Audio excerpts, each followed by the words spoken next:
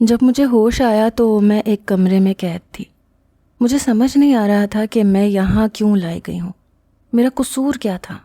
پورا کمرہ خالی تھا، اے سی چل رہا تھا اور مجھ پر ایک کمفرٹر ڈالا گیا تھا۔ میں دائیں بائیں دیکھنے لگی، کوئی بھی نہیں تھا۔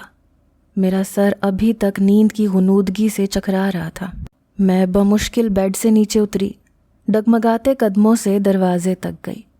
دروازے کا نوب گھمایا لیکن دروازہ لاک تھا۔ میں نے دروازہ بجانا شروع کر دیا لیکن دروازہ نہیں کھلا۔ میں روئے جا رہی تھی۔ پتہ نہیں وہ شخص کون تھا، کیوں مجھے یہاں لایا تھا۔ میں کچھ بھی نہیں جانتی تھی۔ میں کمرے کا جائزہ لینے لگی۔ کمرے میں ایک کھڑکی تھی۔ میں تیز قدم اٹھاتے ہوئے اس کھڑکی کی جانب بڑھی۔ کھڑکی کے سامنے لوہے کا مضبوط جنگلہ لگا ہوا تھا۔ میں اسے توڑ نہیں سکتی تھی۔ باہر لان میں جنگلی کتے اور گارڈز موجود تھے۔ میں چلانے لگی کہ مجھے یہاں کسی نے قید کر رکھا ہے، خدا کے لیے مجھے یہاں سے باہر نکالو۔ میرے چلانے پر بھی ان لوگوں نے میری جانب نہیں دیکھا۔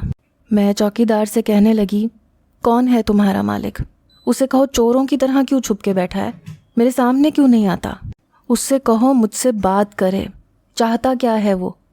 لیکن میری بات کا کوئی جواب نہیں دے رہا تھا۔ میں نے کہا، تم بہرے ہو کیا؟ میری بات کا جواب کیوں نہیں دیتے؟ خدا کے لیے مجھے چھوڑ دو۔ نہ میرے پاس پرس تھا، نہ میرا موبائل تھا۔ نیچے کھڑے اس شخص کے گارڈز اور چوکیدار میری کسی بات پر کان نہیں دھر رہے تھے۔ میں سمجھ نہیں پا رہی تھی کہ کیا کروں۔ میں چلا چلا کر رو رو کر تھک چکی تھی، اسی لیے واپس آ کر بیڈ پر بیٹھ گئی۔ روشنی اندھیرے میں بدل چکی تھی اور گہرا اندھیرا چھا گیا تھا۔ پتہ نہیں کتنا وقت گزر گیا تھا۔ مجھے بھوک لگنے لگی تھی لیکن دروازہ ابھی تک بند تھا۔ مجھے سمجھ نہیں آ رہا تھا کہ آخر وہ شخص چاہتا کیا تھا۔ کچھ دیر بعد دروازہ کھلا۔ کمرے میں کھانا وہی لے کر آیا تھا۔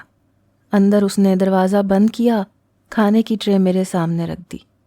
میں نے اسے غصے اور نفرت سے دیکھا۔ مجھے غصے سے دیکھتے ہوئے جب دیکھا تو ہلکی سی مسکراہٹ اس کے چہرے پر پھیل گئی۔ کہنے لگا، اتنی محبت بھری نظروں سے مت دیکھو، میں تو پہلے ہی تمہارے عشق میں ڈوبا ہوا ہوں۔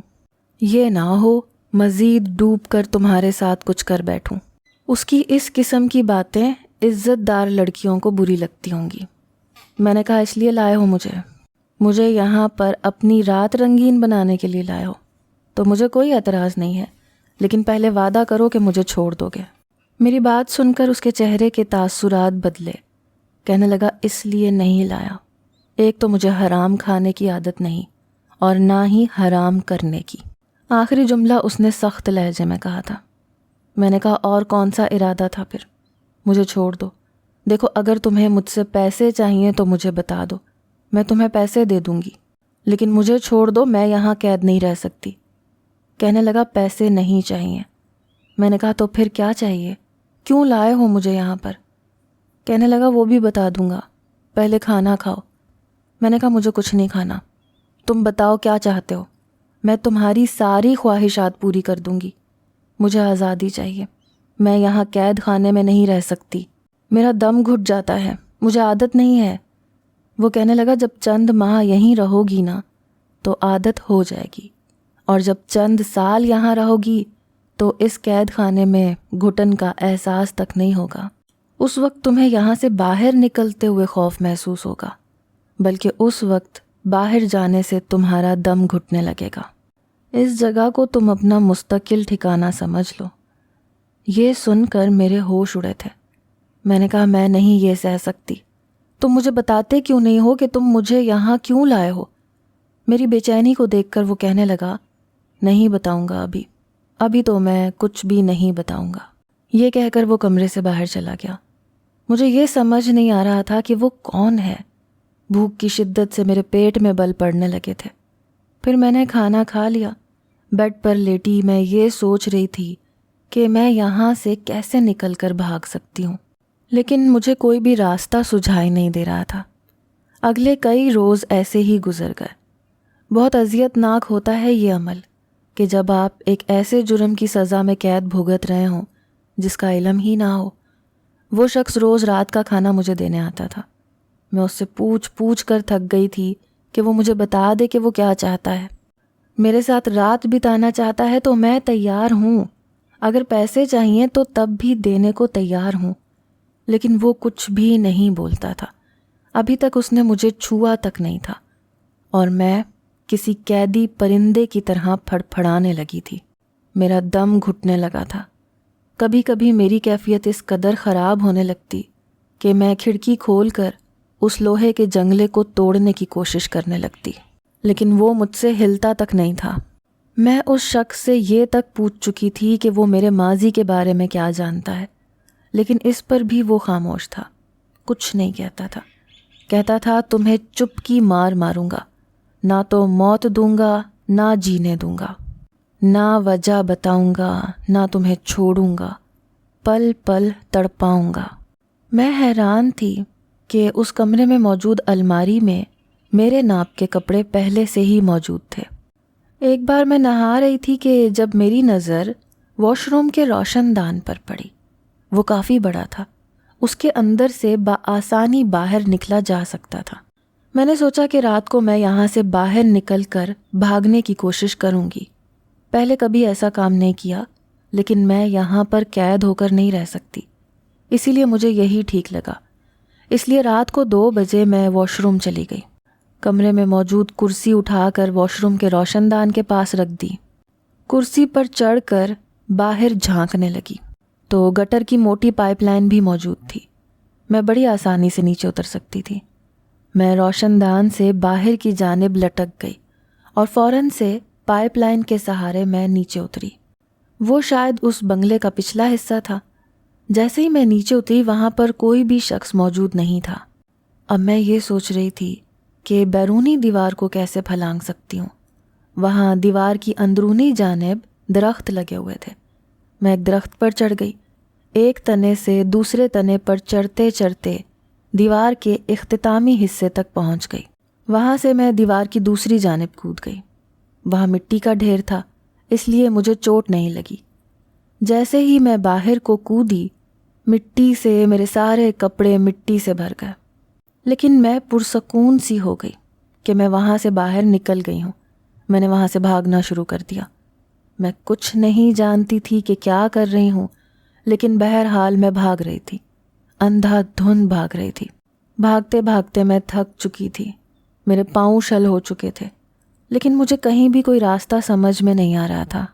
ایسا لگتا تھا کوئی بھی گاڑی بھی نظر نہیں آ رہی تھی کہ میں کسی سے لفٹ لے کر چلی جاتی۔ پتہ نہیں وہ مجھے کہاں لے آیا تھا، آبادی سے بہت دور لگ رہا تھا۔ میں سڑک کے کنارے کھڑی ہو کر لمبے لمبے سانس لینے لگی۔ دور سے مجھے گاڑی کی روشنی دکھائی دینے لگی۔ میں نے شکر کیا۔ میں فوراً سے سڑک کے بیچوں بیچ کھڑی ہو کر اپنے دونوں ہاتھ اوپر کر کے اس گاڑی کو روکنے لگی۔ وہ ایک جیپ تھی۔ جیسے ہی وہ میرے پاس آ کر کھڑی ہوئی، اس جیپ میں بیٹھے شخص کو دیکھ کر میرے ہوش اڑ گئے۔ وہ وہی نوجوان تھا، مجھے بڑے غصے سے دیکھ رہا تھا۔ اسے دیکھ کر میں نے بھاگنے کی کوشش کی تھی۔ غصے سے اس نے میری کلائی پکڑی، کہنے لگا بہت شوق ہے تمہیں بھاگنے کا، آج میں تمہارا یہ شوق بھی پورا کر دوں گا۔ آج میں تمہیں اتنا بھگاؤں گا کہ دوبارہ کبھی بھاگنے کے قابل نہیں رہو گی۔ میں رونے لگی۔ میں نے کہا میں نے تمہارا کیا بگاڑا ہے؟ تم بتاتے کیوں نہیں ہو؟ کس چیز کی سزا دے رہے ہو مجھے؟ اس نے کچھ نہیں کہا، میری کلائی چھوڑ دی، کہنے لگا بھاگو۔ میں بھاگنے لگی، لیکن وہ اپنی گاڑی میرے پیچھے پیچھے لے کر آ رہا تھا۔ میں جس جانب جاتی وہ گاڑی کو وہیں موڑ لیتا، جہاں میں رکتی وہ میرے پاس کھڑا ہو جاتا، کہنے لگتا بھاگو ورنہ میں گاڑی تمہیں سپیڈ کے ساتھ لگاؤں گا۔ میں اتنا نہیں بھاگ سکتی تھی، میں بری طرح سے ہانپ چکی تھی۔ ابھی تو مجھ سے بات بھی نہیں ہو رہی تھی، سانس بری طرح سے چڑھ چکا تھا۔ اس نے ایک ہاتھ سے میری کلائی کو مضبوطی سے پکڑا، دوسرے ہاتھ سے گاڑی کا اسٹیئرنگ پکڑا اور گاڑی کو چلانے لگا۔ میں گاڑی کے ساتھ ساتھ بھاگنے پر مجبور تھی۔ میں بار بار اس سے کہہ رہی تھی کہ میں مزید نہیں بھاگ سکتی، خدا کے لیے گاڑی کو روکو، لیکن وہ کچھ نہیں کہہ رہا تھا۔ گاڑی چلائے جا رہا تھا اور مجھے لگ رہا تھا کہ میری ٹانگیں شل ہو چکی ہیں۔ میں بھاگ بھاگ کے تھک چکی تھی۔ مزید بھاگنے سے مجھے کھانسی آنے لگی، سانس گھٹنے لگا، لیکن وہ اپنی گاڑی نہیں روک رہا تھا۔ میں بار بار اس کی منت کرنے لگی کہ اب میں نہیں بھاگوں گی، خدا کے لیے میرا ہاتھ چھوڑو، میں مزید نہیں بھاگ سکتی۔ کہنے لگا آج تو میں حویلی تک ایسے ہی لے کر جاؤں گا۔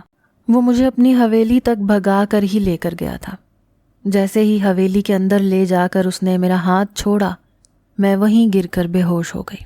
جب مجھے ہوش آیا تو میں اپنے بیڈ پر لیٹی ہائے ہائے کر رہی تھی۔ میرا پورا وجود درد سے چور تھا، نیم غنودگی تھی۔ جب وہ شخص کسی سے کہہ رہا تھا کہ اس لڑکی کو بہت تیز بخار ہے، اس کا خیال رکھنا، اسے کچھ بھی ہونا نہیں چاہیے، اس کی زندگی میرے لیے بہت قیمتی ہے، ایک ملازمہ میرے پاس بیٹھ گئی۔ میں نے ذرا سی آنکھیں کھول کر دیکھا، وہ میرے ماتھے پر پانی کی پٹیاں کر رہی تھی، اور میں دعا کر رہی تھی کہ کاش میں مر جاؤں۔ ایسی زندگی سے تو بہتر تھا کہ میں واقعی مر جاتی۔ پوری رات وہ عورت میرے پاس بیٹھی رہی۔ صبح ڈاکٹر آیا، اس نے میرا چیک اپ کر کے کچھ میڈیسن دی۔ اب وہ ملازمہ میرا خیال رکھنے لگی، کھانا بھی مجھے وہی دیتی تھی۔ چند دن بعد میری طبیعت میں کچھ بہتری آئی۔ میں نے اس ملازمہ سے پوچھنا چاہا کہ وہ مجھے بتائے یہ شخص کون ہے، تو وہ کہنے لگی کہ ہمیں کچھ بھی بتانے کی اجازت نہیں ہے۔ ایک بار وہ شخص کمرے میں آیا، مجھ سے کہنے لگا کچھ دیر بعد یہاں پر ایک نکاح خواں آئے گا، بہتر ہے کہ تم اس کے سامنے اپنی دلی رضامندی سے نکاح کے لیے رضامندی دے دو۔ میں نے کہا کون سا نکاح، کس سے نکاح، میں کیوں نکاح کرنے لگی، مجھے نہیں کرنی کسی سے کوئی شادی۔ کہنے لگا لیکن کرنی تو پڑے گی، یہاں تمہاری بات تھوڑی چلے گی، یہاں وہی ہوگا جو میں چاہتا ہوں، اور میں تم سے نکاح کرنا چاہتا ہوں تاکہ تمہارے پرستار تمہیں ڈھونڈنا چھوڑ دیں، تمہارے ڈائریکٹر اور تمہارے دیوانے جو اس وقت دیوانوں کی طرح تمہاری تلاش میں سرگرداں ہیں، وہ ٹھنڈے ہو کر بیٹھ جائیں۔ ظاہر ہے میں کوئی عام لڑکی تو تھی نہیں، میری غیر موجودگی نے سوشل میڈیا پر آگ لگا دی ہوگی، اس کا مطلب میری تلاش جاری ہو چکی ہوگی۔ ایک امید مجھے یہ تھی کہ شاید بہت جلد پولیس اس کمینے انسان تک پہنچ جائے اور میری اس شخص سے جان خلاصی ہو جائے، لیکن اگر میں اس سے نکاح کر لیتی تو پھر میں ساری زندگی اس کی قید میں رہ جاتی۔ یہ تو کبھی بھی مجھے نہیں چھوڑتا۔ میں نے کہا کیوں کرنا چاہتے ہو نکاح، جب میں بنا نکاح کے سب کچھ کرنے کو تیار ہوں۔ میری بات سن کر وہ غصے سے میرے پاس آیا، مجھے غصے سے غرا کر بولا، کہنے لگا میں پہلے بھی تم سے کہہ چکا ہوں مجھے حرام کھانے کی عادت نہیں ہے اور نہ ہی حرام رشتے قائم کروں گا۔ میں نے کہا میں تم سے نکاح نہیں کرنا چاہتی اور میں نکاح خواں کے سامنے صاف انکار کر دوں گی۔ کہنے لگا کر دینا، لیکن اس کے بعد میں تمہارا کیا حشر کروں گا یہ سوچ لینا۔ پھر میرے پاس آیا، کہنے لگا پہلے کی اذیت کیا بھول گئی ہو۔ میں وہ سوچ کر کانپ اٹھی تھی، بہت بے حس شخص تھا۔ میں چپ سی ہو گئی۔ کچھ دیر بعد ایک نکاح خواں کمرے میں آیا، مجھ سے نکاح کے متعلق دریافت کرنے لگا۔ میں نے رضامندی دے دی کیونکہ یہ میری مجبوری تھی۔ نکاح ہوتے ہی وہ شخص میرے کمرے میں آیا، میرا موبائل آن کر کے کہنے لگا اپنی ویڈیو بناؤ، اس میں کہو کہ تم نکاح کر چکی ہو اور کچھ سال اپنے شوہر کے ساتھ گزارنا چاہتی ہو، اس لیے تمہیں ڈھونڈنے کی کوشش نہ کی جائے۔ مجبوراً مجھے یہ ویڈیو بھی ریکارڈ کرنی پڑی۔ اپنا نکاح نامہ بھی میں نے دکھا دیا۔ اس کے بعد اس شخص نے مجھ سے موبائل چھین لیا، کہنے لگا شاباش، اسی طرح تم میری بات مان کر چلو گی تو میں تمہیں کچھ نہیں کہوں گا۔ میں نے کہا میں نے تمہاری ساری باتیں مان لی ہیں، اب تو مجھے بتا دو کہ تم کون ہو، مجھے کیوں اغوا کیا ہے۔ وہ کہنے لگا عاشق ہوں تمہارا، یاد کرو گی تو یاد بھی آ جائے گا۔ لیکن مجھے ایسا کچھ بھی یاد نہیں آ رہا تھا۔ میں نے کہا میرے بہت عاشق ہیں۔ کہنے لگا ہر کسی نے تمہیں خون سے خط نہیں لکھ کر دی ہے، ہر کوئی ننگے پاؤں تمہارے لیے باغ میں کلیاں توڑنے نہیں جاتا تھا، نہ ہی ہر کسی نے تمہاری خاطر خود کو لہو لہان کیا، بس ایک رضا تھا جس نے تمہیں ٹوٹ کر چاہا تھا۔ تم شاید دنیا اور شہرت کی چمک میں اس رضا کو بھول گئیں، لیکن مجھے اپنا وعدہ یاد تھا، اس لیے میں آج اپنے وعدے کے ساتھ موجود ہوں۔ لیکن تم بے وفا نکلی۔ کیا کہا تھا تم نے؟ رضا، میں تمہاری ہوں، کسی اور کو اتنا اختیار نہیں دوں گی کہ مجھے چھو بھی سکے۔ اس کی باتوں نے میرے ہوش اڑائے تھے۔ میں بنا آنکھیں جھپکائے اسے دیکھ رہی تھی، اس کے چہرے کا ایک ایک نقش غور سے دیکھنے لگی۔ وہ کہنے لگا، میری آنکھوں سے عشق تھا تمہیں، لیکن شہرت کی چمک نے شاید تمہیں میری پہچان بھی گم کر دی۔ میری آنکھوں سے آنسو بہنے لگے، میرا پورا وجود کانپ رہا تھا۔ رضا، میں نے بمشکل کہا تھا۔ کہنے لگا، میں نے تم سے عشق اس وقت کیا تھا وریشا، جب تم وریشا جہانگیر تھیں۔ مجھے بس یہ بتا دو، میرے ساتھ بے وفائی کیوں کی؟ تم پر میرا حق تھا، وعدہ کیا تھا تم نے کہ میری رہو گی، پھر یہ سب۔ یہ کہنے کے بعد وہ چپ ہو گیا، لیکن میرے آنسو نہیں رکے۔ میں نے اپنا ہاتھ اٹھایا اور اس کے چہرے پر پھیرنے لگی۔ وہ تو بہت بدل چکا تھا، ایسا تو نہیں تھا وہ۔ شاید وقت بہت آگے بڑھ چکا تھا۔ اس کی آنکھوں پر جا کر میرا ہاتھ رک گیا۔ میں نے فوراً سے اپنا ہاتھ پیچھے کر لیا۔ میرا تنفس بری طرح سے چلنے لگا، میری حالت خراب ہونے لگی۔ میں نے کہا، مجھے تمہارے ساتھ نہیں رہنا، مجھے طلاق دے دو۔ کہنے لگا، رہنا تو پڑے گا، وعدہ کیا تھا تم نے۔ میں نے کہا، تم سمجھ کیوں نہیں رہے؟ میں وہ وریشا نہیں رہی رضا، وہ کچی عمر کی محبت تھی، بالکل ان کچی کاغذ کی کشتیوں کی طرح جو ایک طوفانی بارش میں بھیگ کر دم توڑ جاتی ہیں۔ مر چکی ہے وہ محبت، ختم ہو چکی ہے۔ مجھے اب ایک مرد سے تسلی نہیں مل سکتی۔ میں بدل چکی ہوں، میری زندگی بدل چکی ہے۔ میں تمہارے ساتھ نہیں رہ سکتی، میں کبھی بھی ایک مرد کی ہو کر نہیں رہ سکتی۔ ایک تھپڑ تھا جو رضا نے میرے منہ پر مارا تھا۔ کہنے لگا، اس سے بہتر جواب میرے پاس تمہیں دینے کے لیے نہیں ہے۔ یہ کہہ کر وہ کمرے سے جا چکا تھا اور میں پھوٹ پھوٹ کر رونے لگی۔ بچپن کا ہر لمحہ یاد آنے لگا۔ آنکھیں بند کی تو 15 سالہ رضا آنکھوں کے سامنے آ گیا۔ میں 12 سال کی تھی جب گاؤں میں لگے آم کے درخت پر سب سے پہلے رضا نے اپنے نام کے ساتھ میرا نام لکھا تھا۔ ہاتھ میں چھوٹا سا چاقو پکڑ رکھا تھا۔ میں نے کہا، یہ تم کیا اتنی محنت کر رہے ہو؟ رضا، چھوڑو نا یہ سب، مجھے کیری توڑ کر دو۔ کہنے لگا، بس 2 منٹ۔ اس نے نام لکھنے کے بعد مجھے بہت سی کیریاں توڑ کر دیں جو ہم نے اسی درخت کے نیچے بیٹھ کر کھائی تھیں۔ کہنے لگا، اس بار 10ویں کے پیپرز بہت اچھے دینے ہیں۔ کہنے لگا، دیکھ لینا وریشا، میں اس پورے ضلع میں ٹاپ کروں گا۔ میں ہنسنے لگی۔ میں نے کہا، ہاں ظاہر ہے، تجھے بڑا بابو جو بننا ہے۔ کہنے لگا، میرے والدین جو اپنی زمینیں بیچ رہے ہیں، کہتے ہیں مجھے اچھی تعلیم کے لیے بیرون ملک بھیجیں گے، بس 2 سال کالج پڑھ لوں پھر ولایت چلا جاؤں گا۔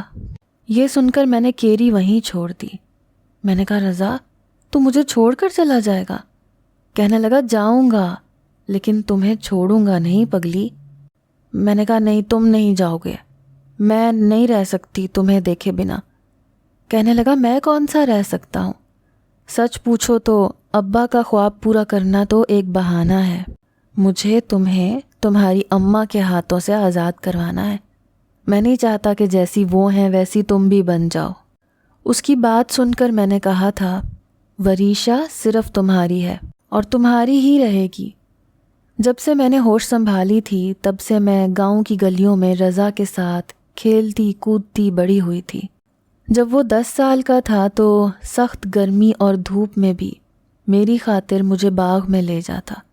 اس وقت اس کا قد اتنا بڑا نہیں تھا، لیکن میری خواہش پوری کرنے کے لیے کیری کے درخت پر چڑھ جاتا۔ جس کیری پر میں ہاتھ رکھتی وہ توڑ توڑ کر مجھے دیتا رہتا۔ جب درخت سے نیچے اترتا تو پسینے سے شرابور ہوتا۔ تپتی دھوپ میں جب میں دوپٹے میں کیریاں بھر کر گاؤں کی لال اینٹوں کی سڑک پر چلتی تو میرے سفید دودیا پاؤں سرخ ہونے لگتے۔ جب رضا کی نظر پڑتی کہ میں ننگے پاؤں ہوں تو وہ مجھے اپنی چپل اتار کر دے دیتا، کہتا وریشا یہ پہن لو، تمہارے پاؤں کہیں جل نہ جائیں۔ اپنے جوتے مجھے پہنا کر وہ تپتی سڑک پر خود ننگے پاؤں چلنے لگتا تھا۔ میں کہتی کہ کیا تمہارے پاؤں نہیں جلتے؟ تو کہتا کہ مرد سب سہ جاتا ہے، میری فکر مت کرو۔ حالانکہ 10 سال کا تھا لیکن باتیں بڑی بڑی کرتا تھا۔ وہ ایک کسان کا بیٹا تھا اور میں ایک وحشیہ کی بیٹی تھی۔ میری ماں کے پاس رات دن مرد آتے تھے۔ جب بھی کوئی مرد دن کے وقت آتا، میری ماں مجھے گھر سے باہر کھیلنے کے لیے بھیج دیتی۔ کبھی کبھی تو جوتا بھی نہ پہننے دیتی، بس میرا ہاتھ پکڑ کر باہر نکال دیتی کہ تو جا رضا کے ساتھ جا کر کھیل۔ میں جب رضا کے گھر کا دروازہ کھٹکھٹاتی تو اس کی ماں مجھے دیکھتے ہی نفرت کا اظہار کرتی، کہتی کہ جو نے پھر تینوں گھر تو باہر کٹ دتا، چل نکل ایتھوں باہر، خبردار جو میرے پتر دے کول بھی آئی۔ پورا گاؤں تیری ماں تے تیرے سائے کولوں دور رہندے نے، تو کانوں میرے پتر دے پیچھے پئی ہے۔ اس وقت میں یہ نہیں جانتی تھی کہ پورا گاؤں میری ماں کو کیوں برا بھلا کہتا ہے، لیکن ہم سے ہر شریف مرد اور عورت نفرت کرتے تھے سوائے رضا کے۔ وہ اپنی ماں کی ڈانٹ پھٹکار سن کر بھی میرے ساتھ کھیلتا تھا، میرا خیال رکھتا تھا۔ ایک وہی تھا جسے میں بری نہیں لگتی تھی، لیکن حیرت مجھے اس وقت ہوئی جب وہ کالج جانے لگا۔ ایک بار مجھے اس نے شہر کے ہاسٹل سے خط بھیجا تھا جسے اپنے خون سے لکھا تھا کہ وریشا تم بہت یاد آتی ہو، میں تم سے بہت محبت کرنے لگا ہوں۔ اس نے خون سے لکھا تھا اور میں نے آنسوؤں سے پڑھا تھا۔ میں نے یوں تو کبھی اسکول کی شکل نہیں دیکھی تھی، میری ماں نے مجھے اسکول میں داخل ہی نہیں کروایا تھا، لیکن رضا نے اردو لکھنی اور پڑھنی سکھا دی تھی۔ میں نے وہ خط سنبھال کر رکھا تھا۔ جب وہ چھٹی پر گاؤں آیا تو میں بھاگتے ہوئے بس اسٹاپ تک پہنچی تھی، کیونکہ جاتے ہوئے مجھے کہہ کر گیا تھا کہ گاؤں آتے ہی سب سے پہلے میرا چہرہ دیکھنا چاہتا ہے۔ اس لیے میں بھاگم بھاگ بس اسٹاپ پر پہنچی۔ عین اسی وقت اس کی بس رکی۔ جیسے ہی وہ بس سے باہر نکلا، مجھے دیکھ کر ایک دل فریب مسکراہٹ اس کے چہرے پر آئی تھی۔ میرے پاس آ گیا، میرا ہاتھ پکڑ کر مجھے اسی باغ میں لے گیا۔ کہنے لگا وریشا، میں شہر سے تمہارے لیے ایک چیز لایا ہوں۔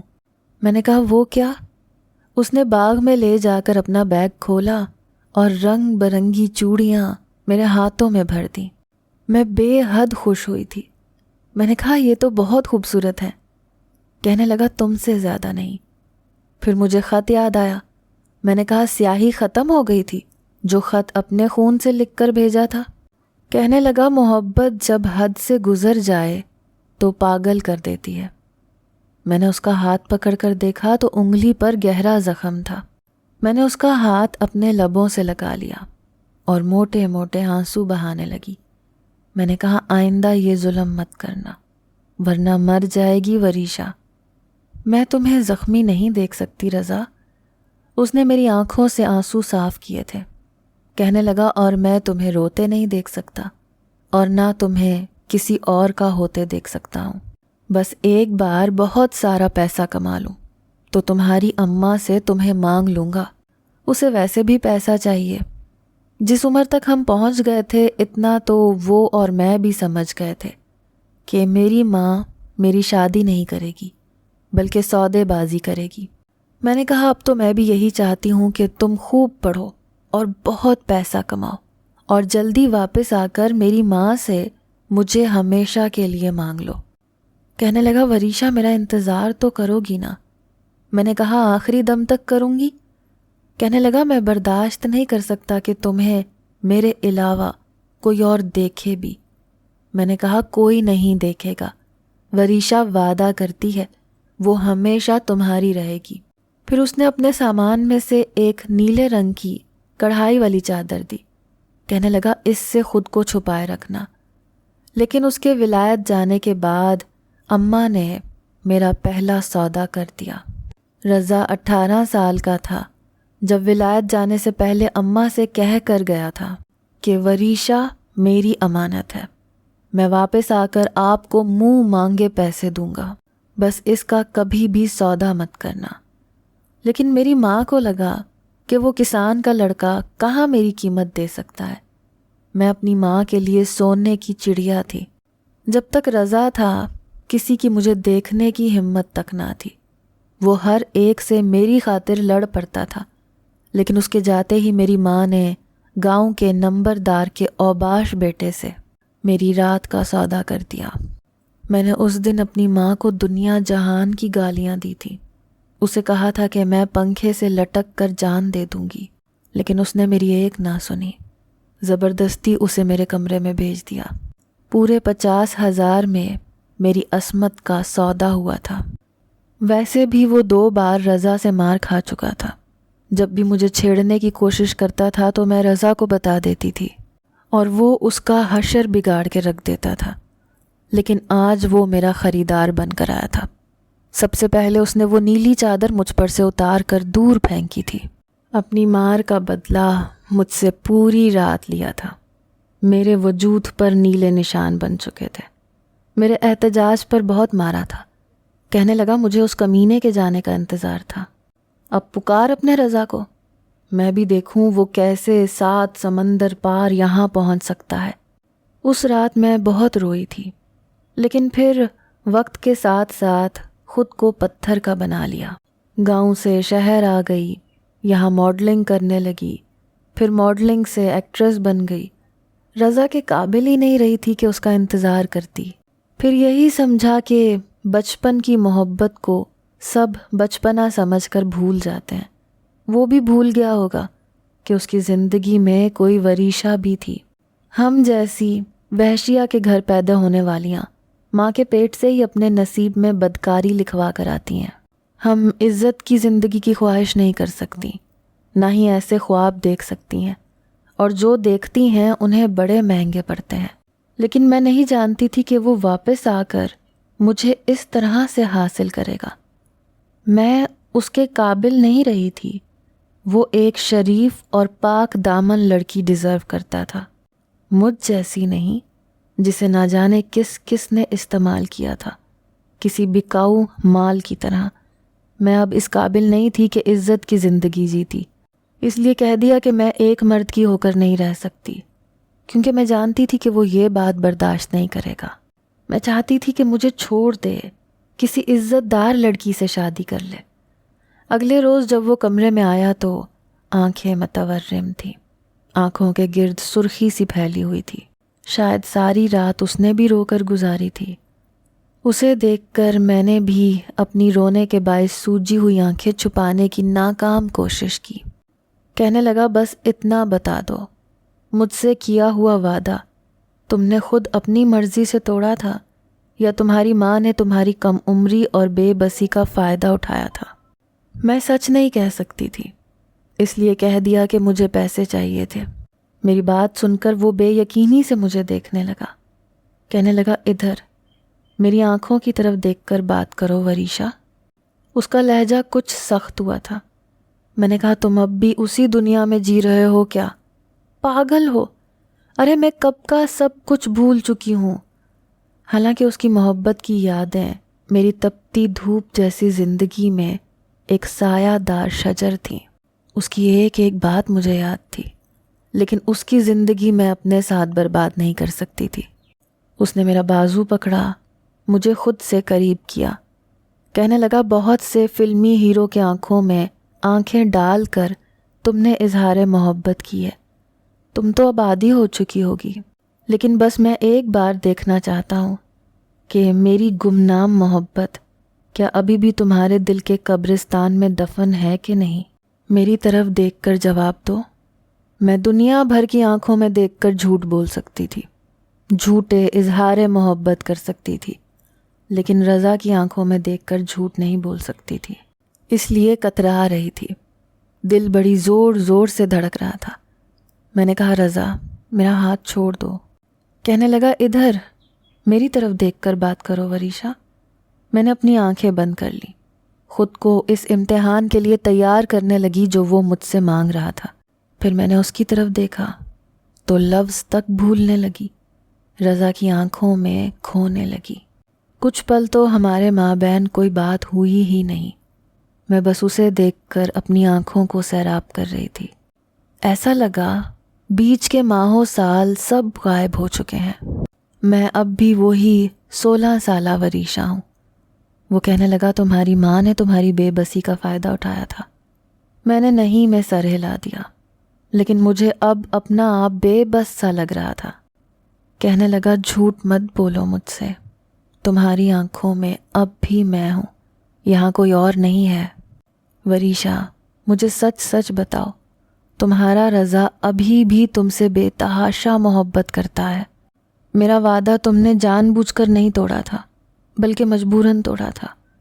میں سر ہلا رہی تھی، لیکن میری آنکھوں سے آنسو بہہ رہے تھے۔ میں سسکیوں سے رونے لگی۔ اس نے میرا ہاتھ چھوڑ دیا۔ کہنے لگا مجھے میرا جواب مل گیا، رضا آج بھی تمہارے لفظوں کا محتاج نہیں ہے۔ تمہاری آنکھوں سے تم پر گزری ہر اذیت وہ پڑھ سکتا ہے۔ پھر کہنے لگا رات کو تیار رہنا، صبر کا بہت بڑا امتحان دے چکا ہوں، آج رات ہماری ملن کی رات ہوگی۔ میں نے کہا میں تمہارے قابل نہیں رہی، خدا کے لیے چھوڑ دو مجھے، تم ایک شریف اور پاک دامن لڑکی ڈیزرو کرتے ہو، مجھ جیسی بد کردار لڑکی نہیں، پلیز رضا مجھے چھوڑ دو۔ مجھے کہنے لگا تم میری نظر سے خود کو دیکھو تو یہ سب نہیں کہو گی، میرے لیے رات کو تیار رہنا۔ میں نے کہا میں تیار نہیں ہوں گی رضا، حقیقت کو سمجھنے کی کوشش کرو۔ کہنے لگا عروسی لباس الماری میں موجود ہے۔ میں نے کہا میں نہیں پہنوں گی۔ پھر کہنے لگا سرخ رنگ کی چوڑیاں ڈریسنگ کے سب سے اوپر کی دراز میں ہے اور میک اپ دوسری دراز میں ہے۔ میں نے کہا مجھے کیوں بتا رہے ہو، مجھے نہیں ہونا تیار۔ کہنے لگا جیولری بھی اسی میں ہے، میں رات کو تمہارے پاس آؤں گا۔ میں نے کہا میں تیار نہیں ہوں گی۔ وہ کمرے سے جا چکا تھا۔ جیسے جیسے وقت گزر رہا تھا میرا خود پر اختیار کھونے لگا۔ رات کو جب وہ کمرے میں آیا تو مجھے دیکھ کر ایک دل فریب مسکراہٹ اس کے چہرے پر چھائی تھی۔ میرے پاس آ کر بیٹھ گیا۔ کہنے لگا ذرا نہیں بدلی، آج بھی مجھ سے ویسی ہی محبت کرتی ہو۔ جانتی ہو جب میں ہاسٹل سے واپس آتا تھا تب بھی تم یہی کہتی تھی، رضا تم ہاسٹل جا رہے ہو نا، دیکھ لینا میں پیچھے سے تمہیں یاد نہیں کروں گی۔ میں کہتا تھا میں ہفتے کی شام 6 بجے کی بس سے لوٹوں گا اور بس سے اتر کر سب سے پہلے تمہیں دیکھنا چاہوں گا، اور تم کہتی تھی میں نہیں آؤں گی، لیکن جیسے ہی بس گاؤں میں آ کر کھڑی ہوتی تم میری منتظر ہوتی تھی۔ آج بھی دلہن بنی میرے سامنے بیٹھی ہو، پھر یہ کیوں کہہ رہی تھی کہ تم بدل گئی ہو؟ تم اب بھی وہی وریشہ ہو، میری وریشہ۔ یہ کہتے ہوئے اس نے میرا ہاتھ تھاما۔ کہنے لگا تمہاری تصاویر میگزین میں دیکھ کر آگ سی لگ گئی تھی مجھے، پھر تمہاری فلمیں دیکھ کر میرے اندر آگ سی لگا دیتی تھی، بس اسی لیے تمہارے ساتھ یہ سب کچھ کیا تھا، لیکن تمہارے بخار نے مجھے اندر سے توڑ کے رکھ دیا تھا۔ یہ کہتے ہوئے وہ مجھے خود سے قریب کر چکا تھا۔ اس کی محبت نے میری زندگی بدل کے رکھ دی تھی۔ کل تک یہ کمرہ مجھے قید خانہ لگ رہا تھا، لیکن آج ایک پناہ گاہ، محفوظ مقام، جہاں نہ میڈیا تھا، نہ ڈائریکٹر، نہ ہوس شدہ نظریں۔ میری زندگی یکسر بدل چکی تھی۔ میں بالکل عام عورتوں کی طرح سے زندگی گزار رہی ہوں، اور یہ زندگی بہت بڑی نعمت ہے۔